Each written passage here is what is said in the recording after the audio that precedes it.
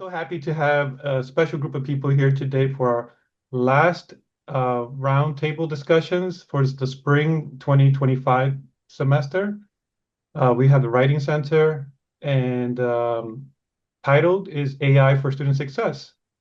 And so leading our team at City Tech is Joseph Franklin, who is assistant professor in the English department and the director of the City Tech Writing Center. His research focuses on the connections between programs around the world, specifically focusing on writing program administrative work as a transnational phenomenon.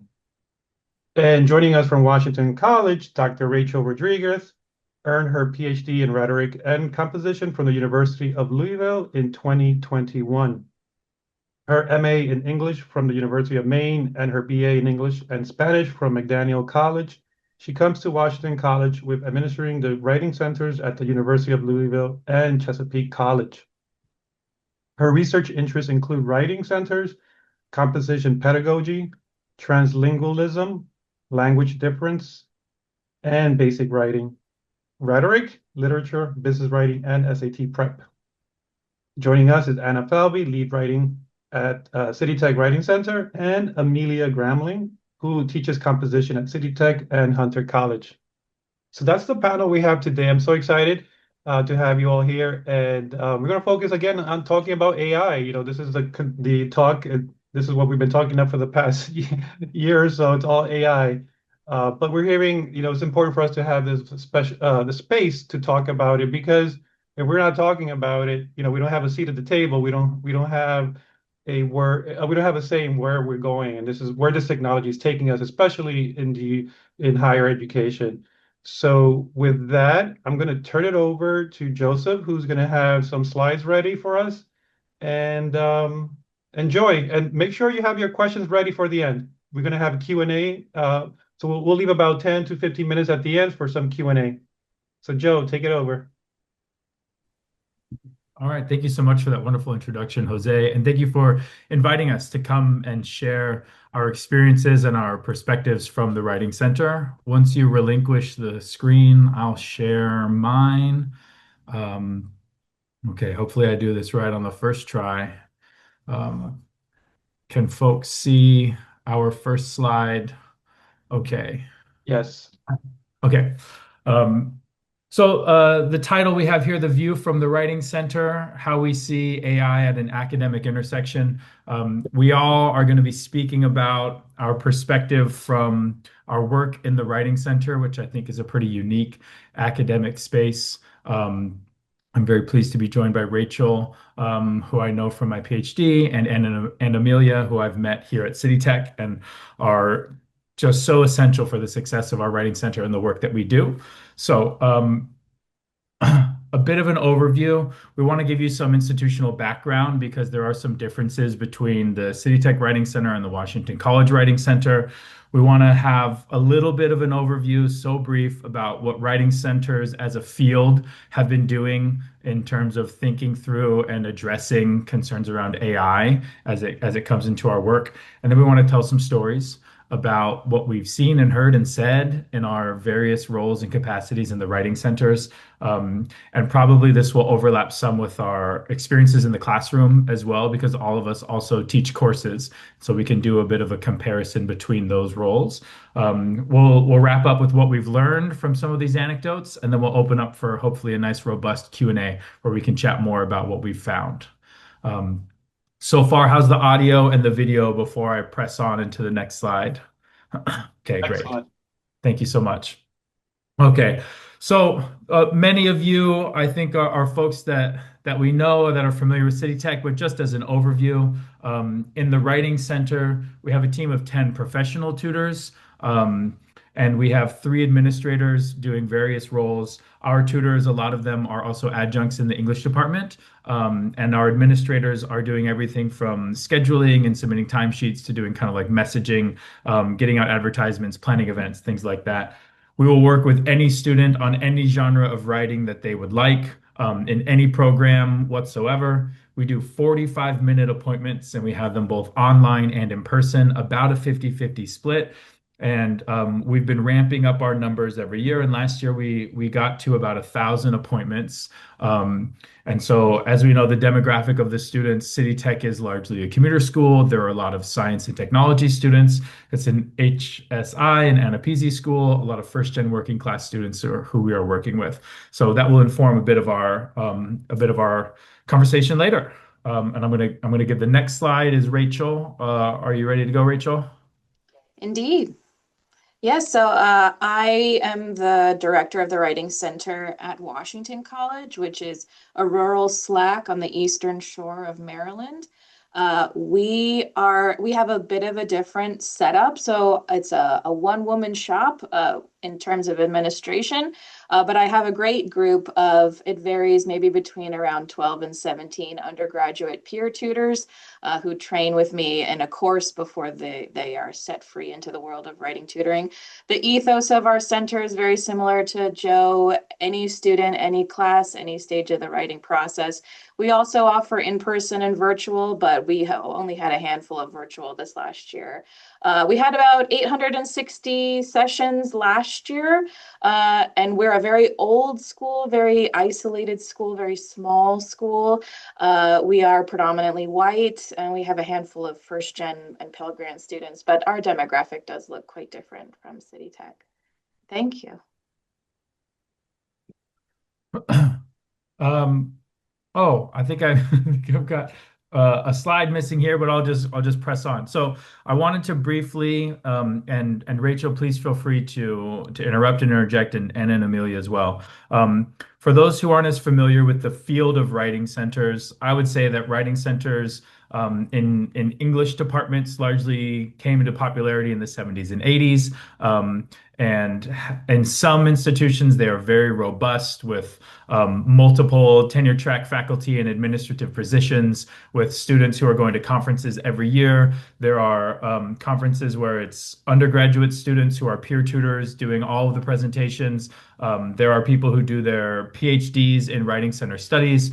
There are also writing centers all over the world. So it is a very robust field that is looking at usually one-on-one conversations with students, conversations about any stage of the writing process, focusing on being in the role of a collaborator, focusing on having a one-on-one conversation, which especially in larger schools and larger sections can be very essential to getting to know them, to students having an audience, to students being able to talk through ideas, but also just navigating whatever might come up. And so in writing center studies, when AI hit in a big way, let's say a year or two ago, there was already a very active part of the field that was looking at digital writing, that was looking at these kinds of composing tools, that was looking at students for whom English is not their first language, that was looking at accessibility concerns with different writing modalities and how students who learn differently can use the space.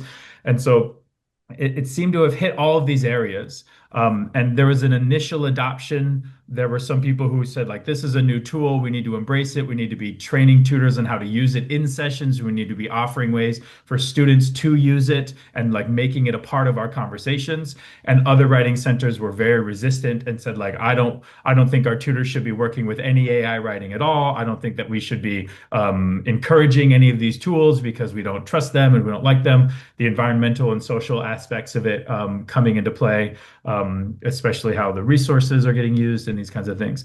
And so the field, I would say, has taken on across all of these different dimensions a number of studies, a number of articles. It's been talked about at conferences at length. And some of those conversations we brought into our writing center as part of our ongoing staff training. And it had, I would say, became the most contentious topic that we have had discussions about as a team, having covered, accessibility, having covered digital writing, having covered language difference, having covered student background, racial identity, all of these different ways to understand how to work with writers. This has most divided the team of some people saying, I don't want to touch it ever, keep it out of these sessions because we're here to talk and I don't care what the robots have to say about anything. And others who are saying, like, look, everyone's using it. We need to just understand what's happening and maybe even show them how to use it in the sessions. And so it has been divided and contentious. And so that is how we go from kind of like the larger field into those conversations in our local center. Rachel, do you have any similar? Or did I Yeah, miss I would just anything? echo kind of what you're saying, this great divide. There obviously a sense of fear. Writing centers are concerned that students will stop going to the writing center and use AI kind of as a replacement in terms of writing feedback and writing help.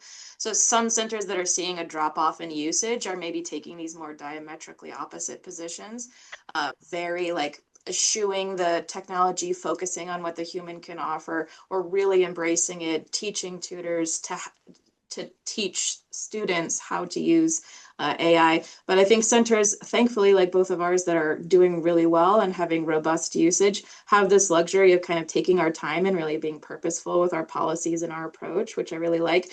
My tutors are very resistant to AI, and I think just coming from that place of uncertainty. So it's been my job to be like, let's explore, let's talk about it. But yeah, it's been an uphill battle, I think, in terms of understanding its affordances as well as what it might threaten in our daily reality. But you said it perfectly, Joe. Yeah, and your tutors are current undergraduate students, and they Mhm. are strongly opposed to it being present, which I think is very interesting and telling. And I can't wait to hear the stories. So, as part of my ongoing push to make tutoring work and writing center work visible, especially as scholarly and intense and deeply intellectual, uh, for our next section, we're going to tell some stories. We're going to do some ethnographic storytelling here to show some of the key anecdotes that we've talked about and discussed. And so I don't know which person wants to talk about Manny? Is this Amelia? Is this your? Are we passing the baton to you, Amelia, for this tale from our center? Yeah, I'll talk about this one. I first want to say that it is so interesting being a tutor at the Writing Center during this time of flux because, my fear and also what I anticipated is that usage would drop off because of AI experimentation, and that really hasn't really been the case. I mean, students want to talk about it to someone. That's what we find overwhelmingly at the center is that they really don't feel like they can talk to their professors about it. And as someone that's also teaching in comp, they don't talk to me about it either in my classrooms, but they will talk to me about it at the writing center, because we occupy this third space where we're not here to call anybody out or get them in trouble. We genuinely are just trying to get them to become like metacognitive about the writing process, whatever that means, right? So sometimes that means pen and paper, and then sometimes it means other things, right? So the other privilege that we have is that we sometimes get regulars. So this happens every semester where you'll have a couple students who come as much as possible. And Manny was one of those students once he found out about the Writing Center earlier this semester. He just started coming every week, and I met with him several times, but so did lots of other tutors. And he was really trying to get through this English class. And, there's a lot of variety in English 1101 and 1121 about the kinds of texts that are assigned. And so he was doing like quite a bit of literary analysis. And as a professor that's also taught literature, that's the tough one for AI, right? Because there's so many like canned interpretations of texts online. And so students will just copy and paste it into their analyses. But anyway, he wasn't doing that. He was coming in and really trying to wrestle. Like they read The Awakening in that class. And so he was doing like these response papers about it, stuff that he'd never thought about before. And it was interesting to talk to him about his thoughts. But he just kept getting hammered in the grading. So his grades weren't very good on these response papers. And it was really discouraging for him because, as a professor, what you're always trying to get your students to do is to care and try. I mean, that's like 99% of what I want, at least, and most of the professors I know. So it was discouraging for us too at the Rating Center to feel like there's a student that's trying really hard that isn't seeing any kind of success and kind of recognition for that hard work. Anyway, at the end of the semester, he came in with his final paper worth quite a bit of his grade, which was an analysis of The Great Gatsby. And And it was immediately apparent to me because I knew his writing and had worked with him many times before that it was AI generated. And so I was reading it, and other people will talk about this too, but when we get AI written texts, we try to be pretty careful about the way that we approach that with students because we're not cops. We don't want them to feel like we're trying to bust them on something, but we do want them to feel like they can be honest with us and like trust us to hold whatever information they feel willing to share about how this text was generated. And so I was trying to be careful. I was just marking, like I was saying, this is kind of general, like you could get more specific here. There aren't any quotes, right, from the text, for instance. And then finally, after like 15 minutes, he just stopped me and he said, "But do you think it's good?" And I was like, Manny, let me be real with you. It sounds like AI. Like, I'm just gonna tell you how I thought because he asked me for my opinion. And it was so interesting the way that he responded because he wasn't even a little bit defensive. He was like, "Yeah, I did use it," and he asked me questions about why I could tell, right? Like, so he's just curious about what is the voice of AI, right? And how is it different? And then we talked about that for a little while. And then he said, like, quite forlornly, I just couldn't figure out what she wanted, his professor. So he's trying this now because it wasn't working before. And he was really so I was like, okay, let's just try to get you back in this paper as much as possible. So we spent the rest of the time trying to find places to get more specific and for him to put more of his point of view in it, which is often what we do with AI. Stuff that's been at least co-written by AI is I think we just try to figure out where are you in this and can you find yourself again in it. And the thing that broke my heart the most, though, is that at the end of the session, he said, "Yeah, I'm just never going to take another English class again because this has been such a bad experience." And I mean, I guess we'll talk more about this at the end, like what we learned. But one of the things that struck me is just like the huge gap there is between student intention, professor expectation, and then where AI sort of comes as like a filler for that gap sometimes, right? In students when they're trying to meet expectations that they genuinely don't understand, right? Much less feel capable of meeting. So thanks for listening to my anecdote. I'll pass the baton. My screen got weird and frozen, but the next is Marcellus, and I think Anna is going to tell us about Marcellus. And thank you for stopping the share. I think for story time, it's better if we can see people bigger. Uh, Please, Anna.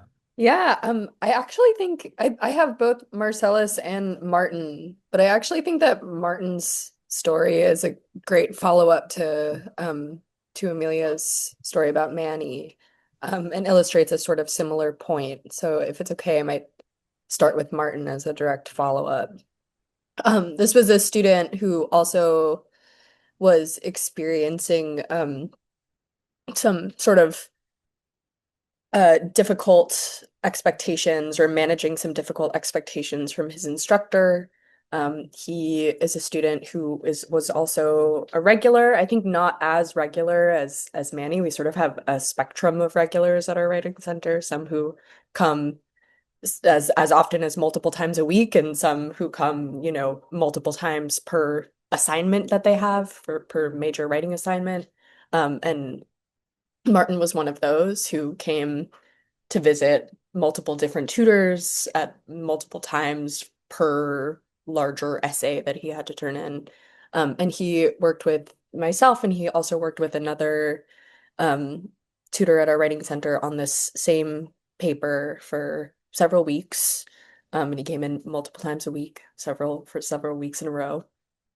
And he was continuously really frustrated, again, similarly to Manny, with the feedback that he was getting on the paper. And there was the other tutor that worked with him on the paper, and I have two different styles, both of which he responded really positively to. The other tutor sort of worked with him on these smaller sentence level concerns, and I worked with him on the larger ideas and constructs of the paper, and he worked really hard, but then would continuously get this feedback from professors, which was confusing to him, and part of the sessions would be spent parsing what the feedback meant, and he seemed to be getting more and more frustrated as time went on.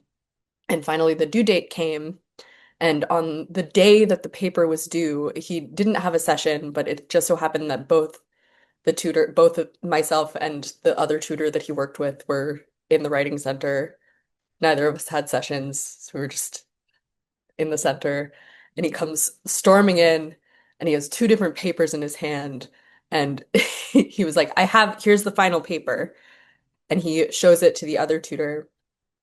And it is not the paper that we had spent the many weeks working on. It was a paper that neither of us recognized. And he was like, I think I'm going to turn this one in. And we both sort of looked at him and we were like, what? What is this? What is this? What is this that you have given us? And it turns out that it was a paper that he had just, in rage or in frustration or in exasperation or something, had decided to just put through AI. And he was like, it's simpler. It's just like, I think I'm gonna turn it in. I don't know. I don't know. And he was being incredibly nonchalant, but he was on his way to class. Like it was go time for the paper. And we both sort of looked at each other and we were like, no, my guy, no, don't do it. Don't do it. And Julia, who's the other tutor, was like, do you have the other paper? What happened to it? And he was like, oh, I have it. And he reaches into his backpack and he takes it out. So he had the two, the two next to each other. And both of us kind of in alarm encouraged him, I think, really strongly to turn in the paper that he had worked on. And he had, it seemed to us, he really, really wanted to have the conversation with someone. It sort of seemed like it was a confessional moment where he brought in these two different these two different things and seemed to want both of us to tell him, no, you should do the thing that you worked on. You worked really hard on this. You should give it to your professor. He ended up getting a B. He ended up turning in the paper that he worked on, and he came back to tell us that he had a B. But yes, truly. But it, I think, brings up a larger idea about our writing center, which is that students really want to feel heard and safe. And also, I think, want to feel as though they have someone in their corner encouraging their work and encouraging the ideas and the thought and the time and the energy that they put into their work. And it seemed to us, we've had a lot of conversations about this student after the fact, because it was such a strange, kind of hilarious moment. But it seemed to us that he didn't want to turn in the paper that he had not written. He just wanted someone to tell him that his work was worth something, which I think is the position we often find ourselves in at the Writing Center, which I actually think is a great lead into my second story, which is about the student Marcellus, who was a Manny-like regular, where he came in many, many times over the course of the semester. I got to know him and his writing very well. And he was a student who was in the process of learning English, which is very common at City Tech. A lot of our students are working through learning English as they go, and as they go through English Comp, which I also teach, as well as Amelia. And Marcellus had been working on his English. He had been working on the sentence level. He'd been working on these kind of very, English is a really tough language to learn. It's a very strange language, and he had been trying out these very formulaic sorts of sentence structures. And he turned in his I don't remember which paper it was, but he turned in a larger writing assignment, and his professor gave it back to him and essentially said, "This is all AI. I don't want it." I ran it through an AI checker, one of those the plagiarism checkers, but they're for AI, and it'll tell you this is an entirely different concern that I'll set aside, but those are very they don't work as well as I think a lot of people think that they work, is what I'll say. Um, yes, and they're also AI themselves. Yes, Amelia. Um, very true. That can be a side table for now. But he was enraged because he had written it, and he did not know how to prove it to his professor because his professor showed him the screen and it said, here's where it says it was 75% AI generated. And he had sort of a crisis of confidence, but also this really weird experience of being told that his work wasn't his own and not knowing how to prove that his work was his own, which when someone accuses you of cheating, or someone accuses you of even more so when someone accuses you of you know not being you, or not is your work not being you, is there's it's like a weird thing. And he was sort of coming to terms with that, and we sort of looked through his paper step by step together, and we were like, okay, what could it be? What's happening here? And we discovered a sort of new, different gray area, which is these tone checkers that are in um now in, I think it's more than just Grammarly. At the time, it was a Grammarly thing where Grammarly would highlight areas of or highlight entire sentences and would go through and change the tone to make it a little bit more professional. If, you used contractions, or you used abbreviations for things, or would change around entire sentences to make it sound, quote, more professional. So we discovered that there were times in his paper where that had happened, which is likely what the AI checker was picking up on. Um, and it provided not only, I think, a really important opportunity to talk about what agency in his work meant to him, but also to kind of logistically go through the paper and say, okay, well, here's something that Grammarly wanted to change. Do you agree? Would you change that? And sometimes the answer was yes. Sometimes it was like, oh, I see the problem.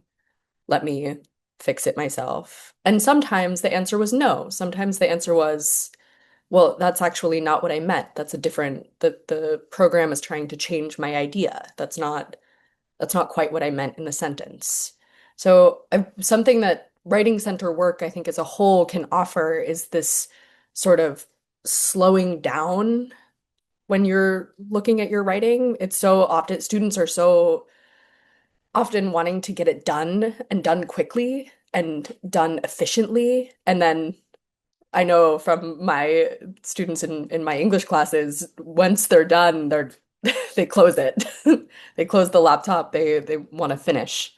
Um, and the Writing Center, what we can do as tutors is take a step back and go through with a fine-tooth comb. And I think that exercise can be really important when dealing with AI or AI-powered programs, to sort of figure out where the agency lies, and if what students believe about their own work and their own ideas.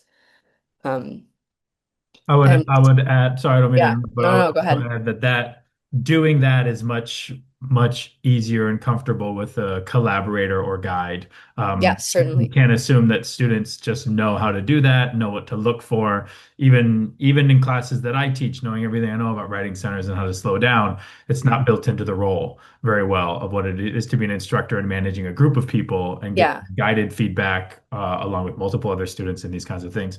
So I think certainly. that the role that you and Amelia described is one that allows for that time and allows for that patience and allows them to slow down because they have someone that they can sort of like lean on and get support from. Yeah, I think it's really singular. It's a singular experience with one-on-one tutoring. It's not, I don't know if this kind of work is, maybe it is, but I have not experienced this level of detail work in any kind of group setting. It has to be the one-on-one, I think is really important. Yeah, and the sense of privacy as well. Yeah. Rachel, I believe the next tale would be yours. Yes, so this is a story from my tutor, which I only had a brief role in, but it was an interesting one, and I thought relevant to today. So this was in fall of 2024, so not this fall, but last fall. We had a student come in, first visit to the Writing Center for an FYS, which at our institution is a first year seminar. It's a writing intensive course for freshmen in their first semester. It's always topics based, so as someone who teaches FYS, you get a mix of students who love the topic and registered for the topic because they love it, and then a mix of students that this time slot just worked well for me, so now I'm stuck learning about this random thing, right? So as many folks who are in writing center studies know, we often start by reading a paper aloud. We ask the student to read it or we offer to read it out ourselves. And so this tutor was working with a student and they said, let's read this paper out loud. And the class was about dance. The topic of the course was just dance. And so as they progressed through the paper, there were dance terms in the paper like jeté or rambe, and the student was struggling with the terms to pronounce them. And then there were some kind of red flags for the tutor where there were dancers named or dance movements named. And the tutor asked some kind of probing questions like, oh, so you are a dancer. Do you have a great history with dance? And the student said, I've never danced before in my life. I hate dance. I hate this class. I just am in this class. I'm just help me out. And then, so the tutor Logan was like, wow, I'm just like, was this all from research? She was just kind of backtracking and trying to understand where the ideas of the paper came from. And the student looked at her and she looked at the student and the student kind of said, well, I went to talk to my high school dance teacher and I gave her a copy of the paper. And then the paper came back with like way more revisions and like more substantive dance stuff. And the tutor said, well, I thought you never danced before in your life, but you do have a dance teacher that you're still in contact with. And he said, yeah. And the tutor said, hold on just a minute. I just have to get a drink of water. And the tutor came to my office and shut the door and said, I don't know what to do. I'm panicking. I'm sure this is AI. I can't just come out and say it's AI. He's like continuing to say, it's me, it's me, it's me. What do I do? And we had a little brief chat. We like had a game plan and she went back out into the writing center. And she was like, so it's okay if you didn't write this paper. We can talk about that. And he was like, what do you mean? And she said, like, like if this paper isn't yours, we can come up with a game plan. And he said, well, my professor said I had to come. It's a requirement for everyone in the class to come. And so this is the paper that I have. I'm just trying to pass. I've never danced before. And the prompt for the paper is tell me about like your experience with dance. I don't have any experience. So like, this is what I did. And she said, that's totally like understandable. And they had they didn't talk about the paper for a single minute after that. They just pivoted after the first 10 or 15 minutes. And they went back to the prompt as writing center tutors always do. And she kind of probed him to talk about any experiences with like, have you ever watched someone dance? Have you ever, you know, do you have any family members who have ever danced? And they like probed the recesses of his brain for memories about dance. And like they came up with a in high school, he had gone to a concert, like a dance show, only because he was on the soccer team and some of his friends were in a dancing for athletes class, and so they were all going there to kind of support, but also maybe like make good light of all their guy friends who were out dancing like on the stage, and he remembered seeing them dance. And she latched onto that idea, as all writing center tutors did, had this amazing idea about dance is inclusive, dance is amazing, dance can help with flexibility, dance is not just for women, like male athletes love dance. And he kind of got excited about maybe the value of that idea. And they came up with like a plan, they came up with an outline. And in the very end of the session, she said something like, so do we maybe want to ask for an extension? Because I know it's like due tomorrow. And he's like, yeah, let me ask for an extension. I don't think I can turn this paper in because if she asks these questions, like obviously I don't know the answer. And so again, we fill out this little report after the session is over.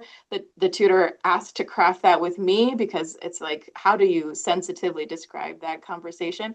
But one of the great things and difficult things about writing center work is that we never know what happened after that. So the student left, and we can't immediately call up the professor and say, you need to be on the lookout. If there's French in the paper, that's a significant problem. Like they told me they didn't know what they were doing. Like we have to leave with good faith that the student had a plan for revision, is perhaps invested in that revision, and like we believe in their ability to change the paper around. But we do a little bit of kind of CYA and the report form saying there were some flagged concerns and here's how we approached it. But that was, I think, the first time that we had seen a wholesale AI paper, because that's the kind of paper I never thought we'd see. Why would you use AI to write your paper and then spend 50 minutes talking about that with someone? You might as well have used that 50 minutes to draft the paper. But the loophole was like a faculty had required everyone to come to the writing center, and so that's how we saw it for the first time.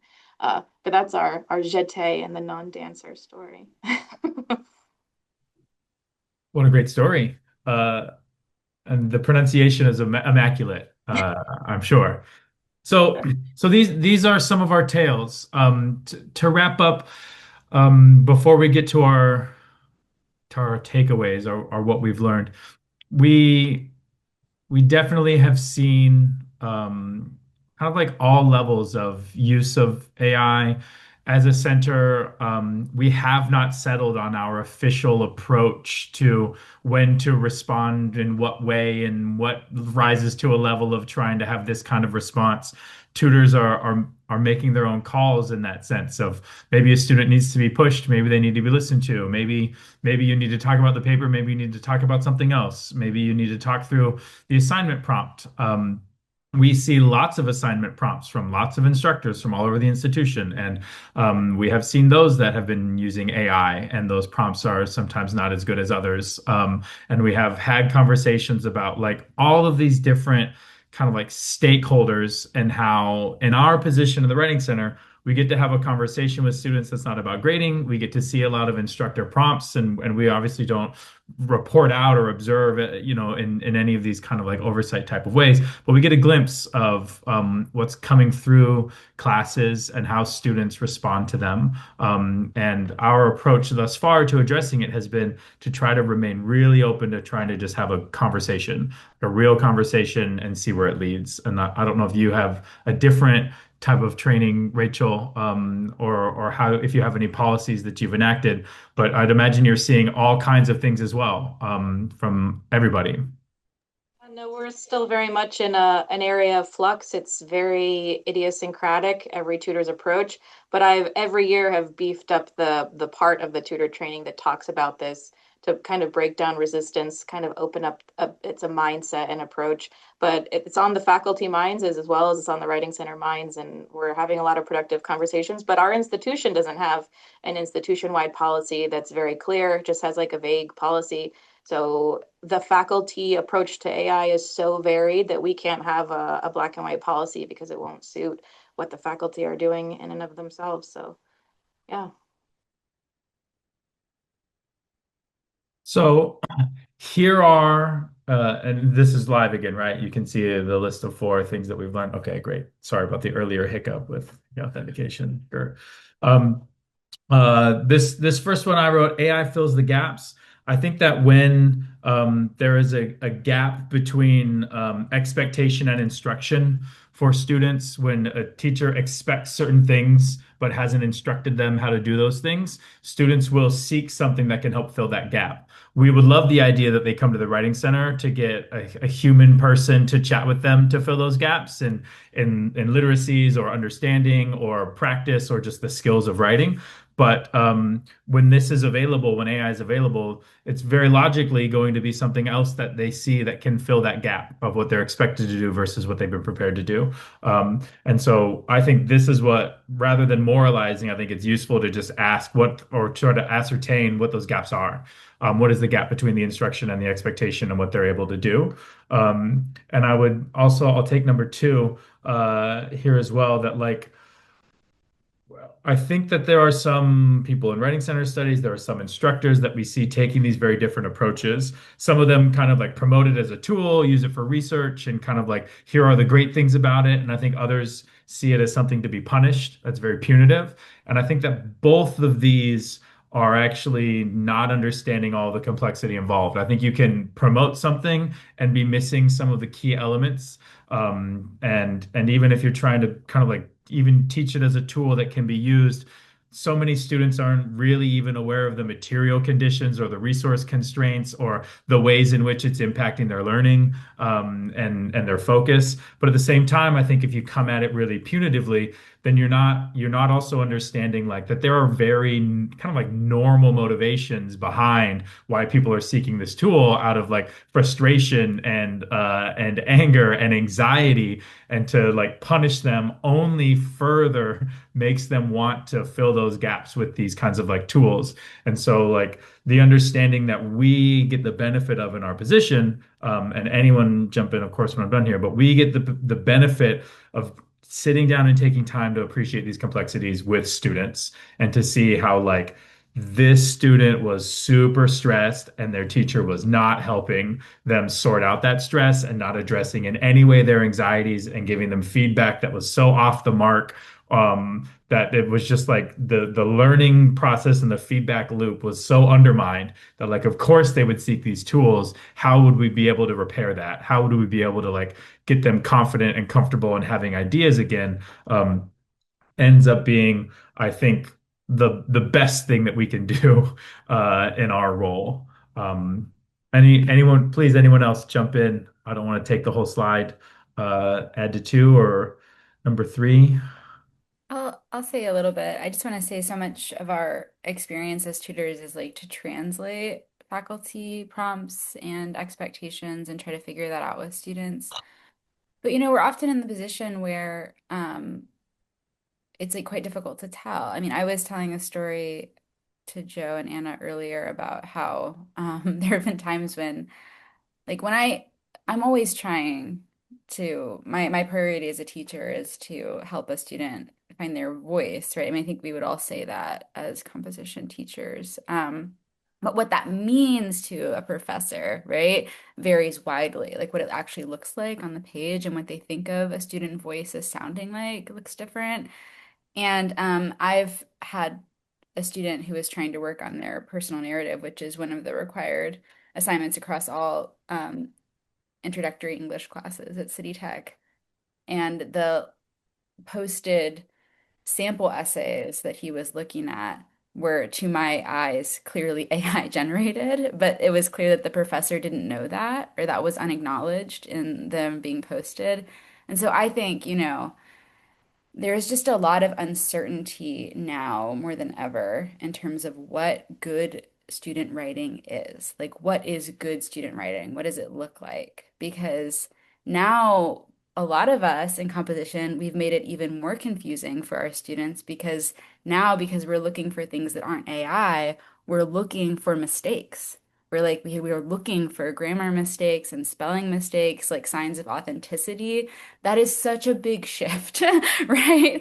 For students, right? To now suddenly have everything upside down. So you can imagine like kind of the landscape that they're navigating just like we are, right? It's quite confusing and there are lots of pitfalls and minefields.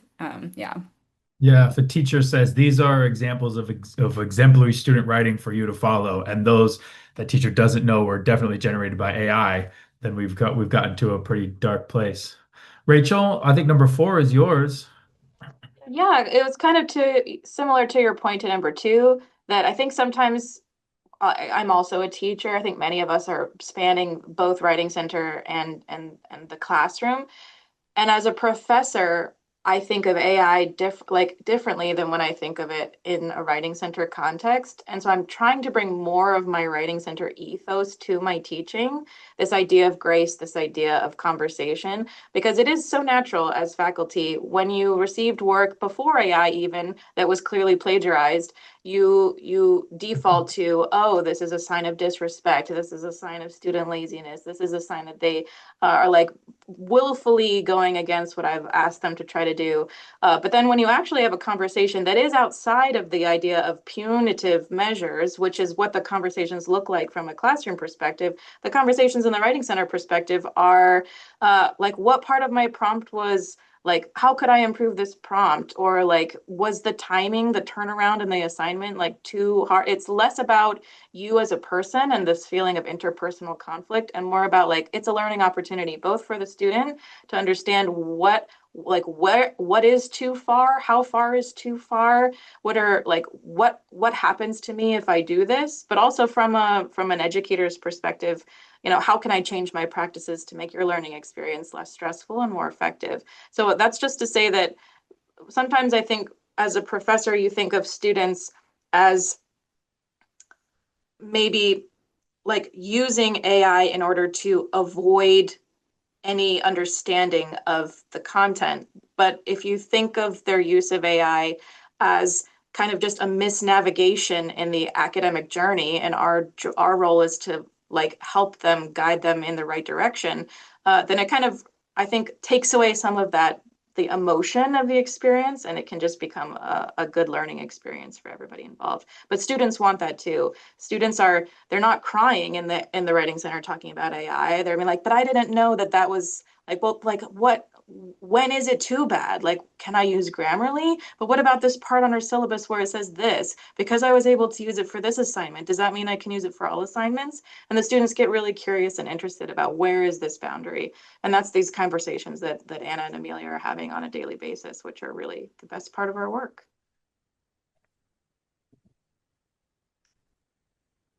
So well put, Rachel. I will not hazard any other comments on that. We have reached the Q&A portion, hopefully on schedule. We can follow up with any of these anecdotes or talk at length or briefly about any of the things that we have seen and heard in what is just the best part of our work, getting to sit down and look a student in the eye and let them talk at length about what's on their mind.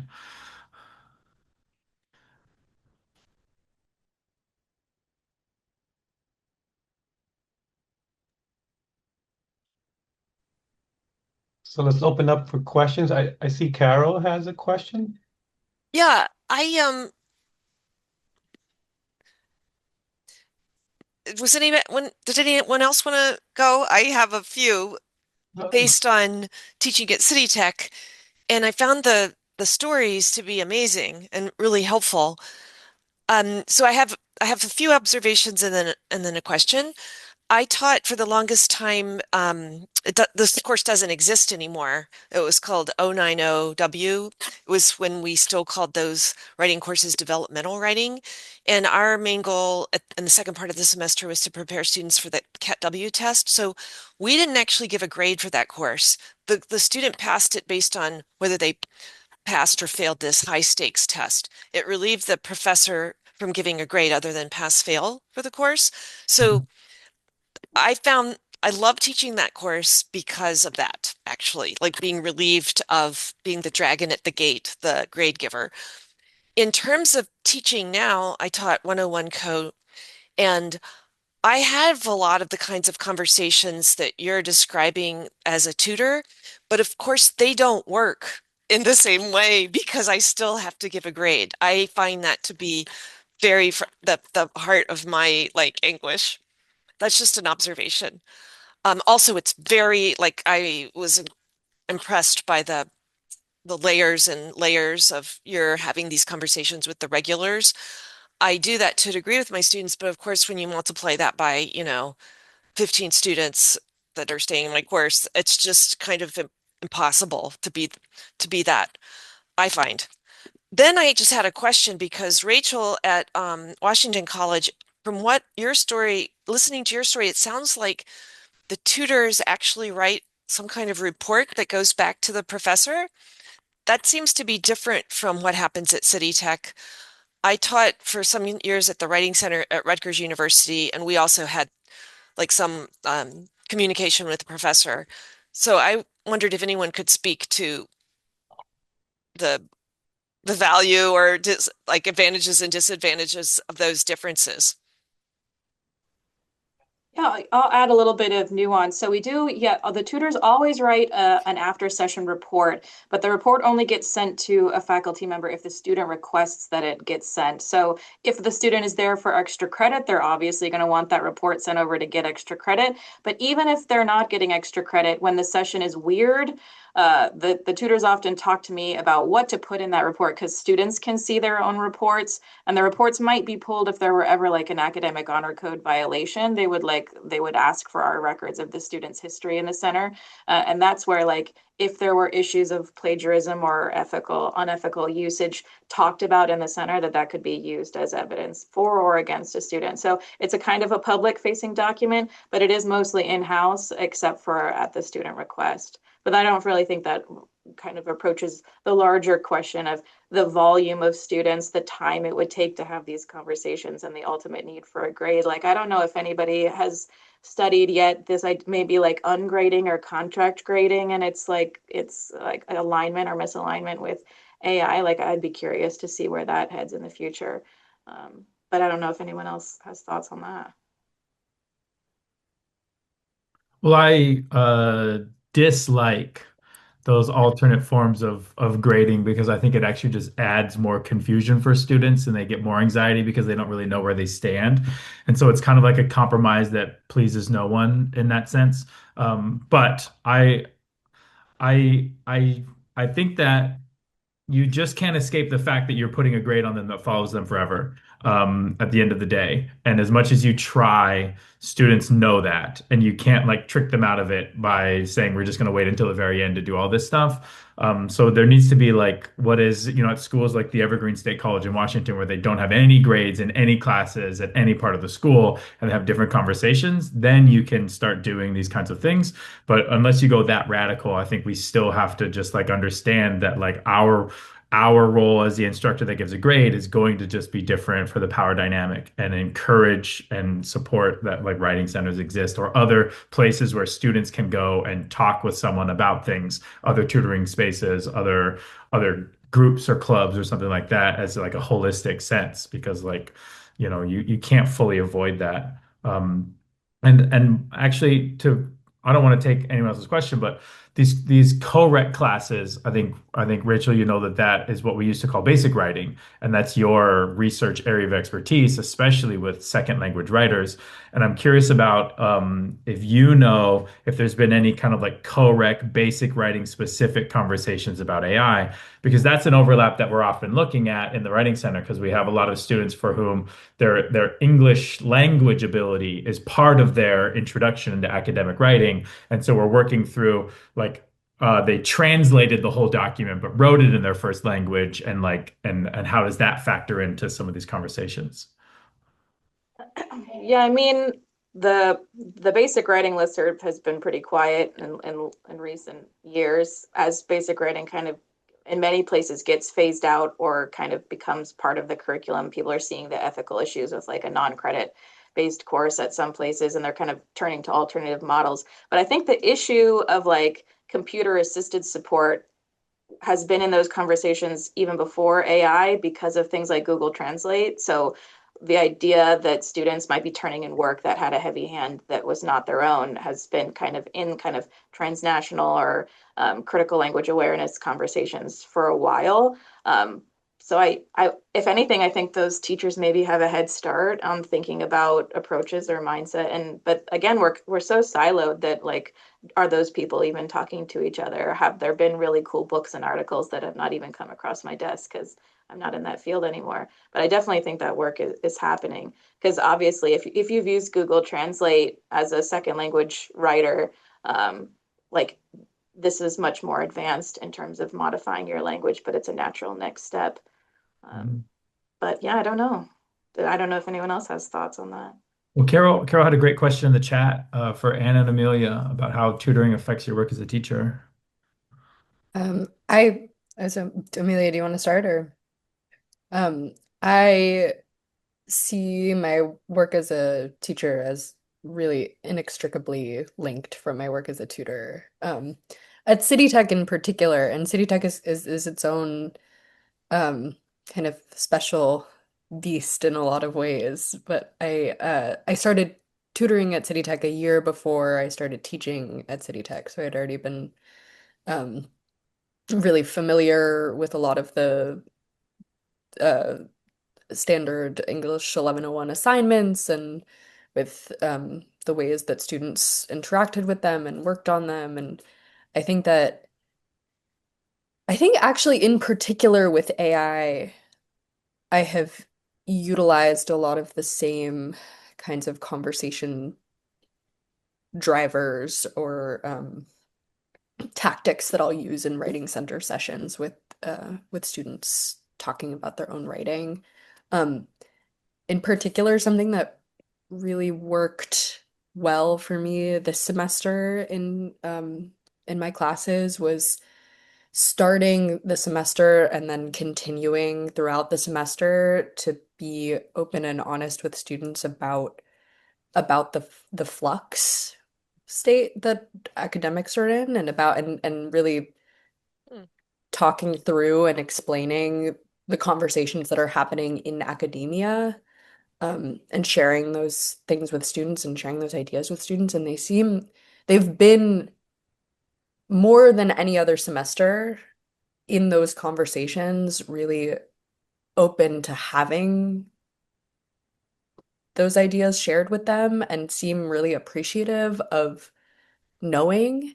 And I think it rips the curtain back a little. And those are conversations that I very often have with when I'm in tutoring sessions, where it'll be like, well, like, yeah, it makes sense that two different of your professors are having drastically different responses to AI because X, Y, and Z. Let me tell you, everyone's panicking. It's a whole it's a whole thing. Let me tell you about it.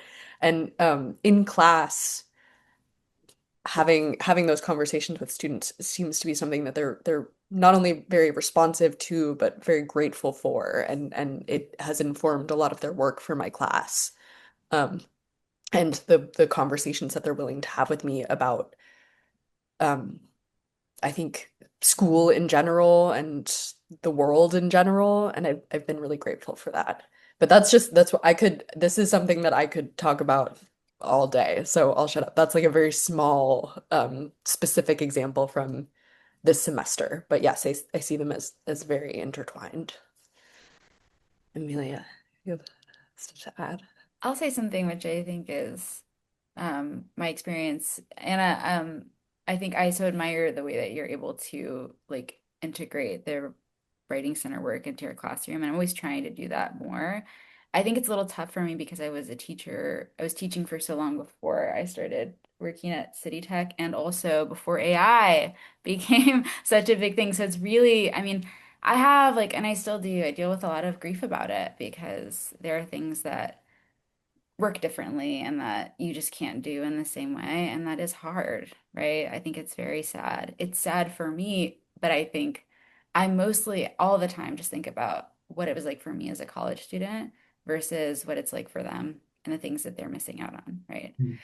For all kinds of reasons. AI is just one of them, right? But sorry, I get emotional about this stuff because it upsets me. But I'll just say that one thing that really works, like Anna said, is like I feel like pulling the curtain back. And sometimes we do it about the writing process, but also just like they don't know things about like how is the sausage made? Like how does it really work? Because what I told them this semester is that I have friends who have been recruited by AI companies to write their copy. And I'm like, it is really just a dude in a basement.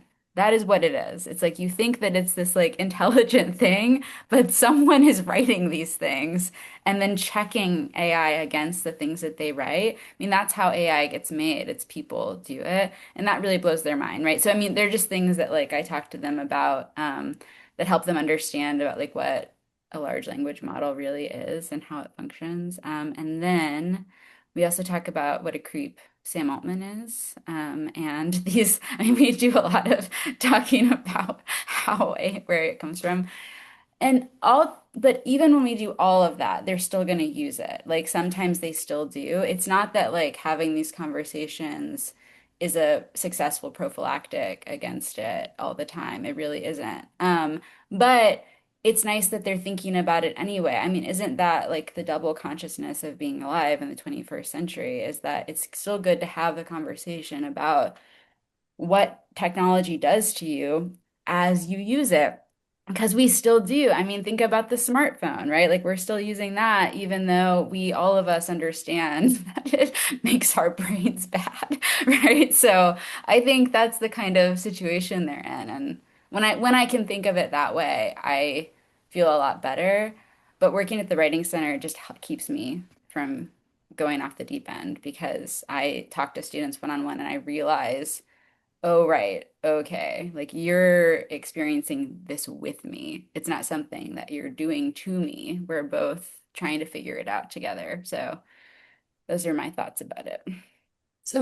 I'll add something really specific. This is some language that I've borrowed, stolen from Joe, that I find really, really useful in the classroom, which is saying, addressing that figuring out how to use AI tools seems to be becoming an important part of learning and an important part of figuring out how to, have a job in technology in the future, which a lot of our students are trying to do. But saying this is the language stolen from Joe, these are not the skills we are interested in building in this class. These are important skills, but they are not the skills that we are practicing in this class. We are practicing these skills in this class. These skills do not include figuring out how to write a great prompt for an AI generated essay or an AI generated discussion post or what have you. So I think that has been a really useful fallback for me, if I have students who, do bring me work, which I will say I have, I mean, knock wood, it's finals time, but it's been not there hasn't been as heavy an AI influence in my classrooms as previous semesters, and I hope that it's the conversations that I've been having with them. Optimistically, I hope. Well, it's every semester is another chance to see, especially when the Oh final. yeah, Yeah, totally. yeah. Thank you so much. I mean, I think Jose wants to wrap up. I think that's a great note for us to kind of like end on. Appreciate the questions and the attendance and the invitation, Jose, on behalf of everyone at the Writing Center. And I'll speak a bit briefly for Rachel. Thank you so much for inviting us to share these stories. Well, no, thank you both. Thank you all for joining. I think this was like the best way to end the series for this for the fall semester. I mean, for me, some of the key takeaways for me was interesting how most of you both have these dual roles as professors as well as tutors. But that third space that I think Amelia mentioned, and so when you switch those roles, how different the students react towards you and to what you're doing. And to me, some of the key takeaways was that one-on-one, no grade expectation, the privacy, the mentorship, the coaching, the affirmation. And so that to me was interesting. Also, one other thing I do want to mention before we close is also Amelia said something very caught my, really, really got me worried is this new lens that's becoming the norm for faculty members on grading. Because now we're looking at now a new way to grade based on mistakes. And so that's interesting. We definitely got to bring you all back because I think to see what, to come back and for the spring 26 to see what new stories you have for us. So I'm excited to have you all back for that because who knows what else we're going to learn. We learned so much from this conversation because as a faculty member, you don't get to see a lot of these interactions, which you're privy to. Like I felt like a fly on the wall there at the writing center, just to hearing these stories, because we don't get, I get it from the faculty perspective, but from the students' perspective, I have no insight at all. So that was very, very special. And thank you for sharing these stories. Um, for anyone else who's staying for the 1 p.m. workshop, please let me know. We're going to close here. And again, what a way to end this AI roundtables talks. I think it was phenomenal. And thank you, Joe. Thank you, Rachel. Thank you, Anna. Thank you, Amelia, for such a great talk. And thank you, everyone else, for joining us. And we'll look forward to you the spring 26 semester, and we'll see how we can, come up with a nice lineup again. It'll be hard to beat, but I'll try my best. Thank you, everyone. Thank you, Jose. Jose, see you around. Thank you so much. That was a lot Bye. of fun. Take care, everyone. Enjoy the rest of the weekend. Bye.